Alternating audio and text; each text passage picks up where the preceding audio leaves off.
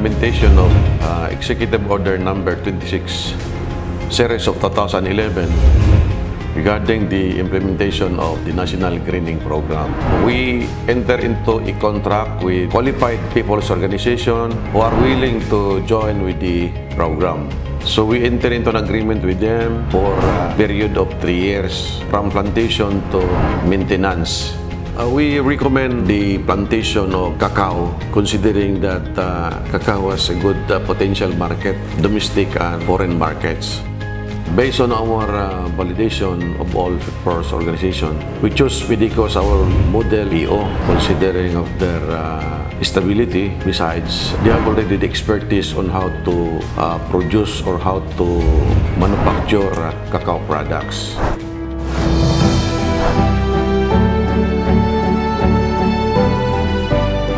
Ako si Alexander Digamo, Beauty Chairman sa Malabog Integrated Enterprises Development Cooperative. Laking kontrata sa DNR sa National Greening Program. Na din, adunay 200 hektarya nga kontrata. Kunya ang kasabutan na adunay commodity nga kakao o palkata. Base sa mga kontrata, maraming kamot ni makuha na mo ang survival rate nga 85% pataas. Ako mismo bilang beneficiary sa National Greening Program, doon na kayo hektarya nga din ang tanom ni kakao. Kanya akong pinagis akong pag-maintain, naga-pruning ko, naga-balot para mayo ang kalidad sa kakao. Akong 2 hectares nga kakawan karon mo harvest siya kung high peak makuha ako sa 600 to 700 kilos wheat beans. Every 15 days maka-income ko 18 to 20,000. Kaniad to, so wala pa ko'y kakao, lisod no? Sa matag-adlaw na ako nga bisik na pinahanglan, lisod. So magkaroon, di na ako lisod. Kaya na ako ang pinahanglan sa matag-adlaw. Gani, matupan ako sunan, nga ang kakao, nakatabang guys sa pagtungha sa kong anak.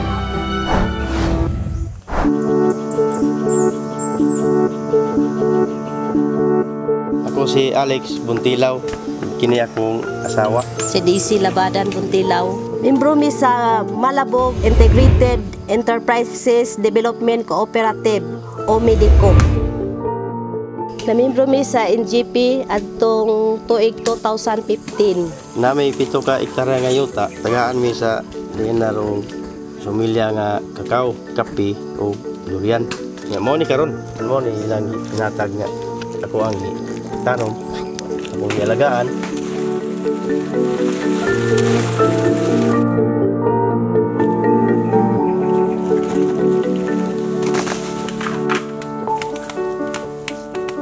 Ang nakalahi sa una og karon, mas binta karon kay medyo luag-luag naman yun. Dili naman gindigon pare sa una nga mag-uol ko og walay sudan, walay bugas.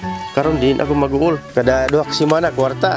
Okay gyud sa akong paminaw. Ang kakao dili perminti iyang bunga, pero sa season gyud sa kakao ang pinaka taas gyud sa pagkaron sa akong income.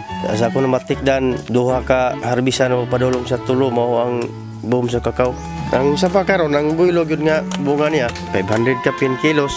Nya mo income na siya og 16,000 padung sa 17. Nalipay gid mi og dako nga nahatagan mi sa NGP sa mga similya, labi na gyud sa kakao. Nakasugod na gyud mi og pundar, nakapalit ning motor. Kanang amo ang motor mo junay bunog kayo basta ting harvest na kay mo gina amo ang kargahan patod jud dito sa MEDECO. Dako mig pasalamat sa NGP nga gihatagan jud mi nila og mga similya sa kakao. Way kabutangan sa akong pasalamat. Kay ang sa pagkaron sa akong income sa kakao, mas binta gyud siya. Sa pasalamat ko kay na sulod sa NGP na gwapo na kayo nga mong luna karon.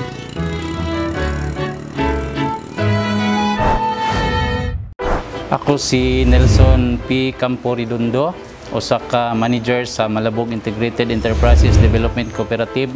Ang among tabang karon sa beneficiary sa National Greening Program mapag-provide o taas nga presyo o pagpangita og buyer sa ilahang kakao nga na-produce o pagtudlo nga unsaon pag-produce og maayong kalidad sa liso sa kakao aron mas taas pa ang presyo. Sa among ginahimo matag harvest naga-monitor mi sa presyo sa kakao para from time to time makahatag pud mi og update sa farmers sa mga beneficiary aron sila maka-prepare pud sa ilang harvest kung ano saan nila na i-deliver. Kanya kami po makaandam sa mga kinahanglanon ni ini labi na sa pag-pick up dito sa area. So ginasiguro sa co-op nga mapalit gyud ang ilang harvest nga kakao para aduna sila kita ug magamit nila sa ilahang panginahanglan.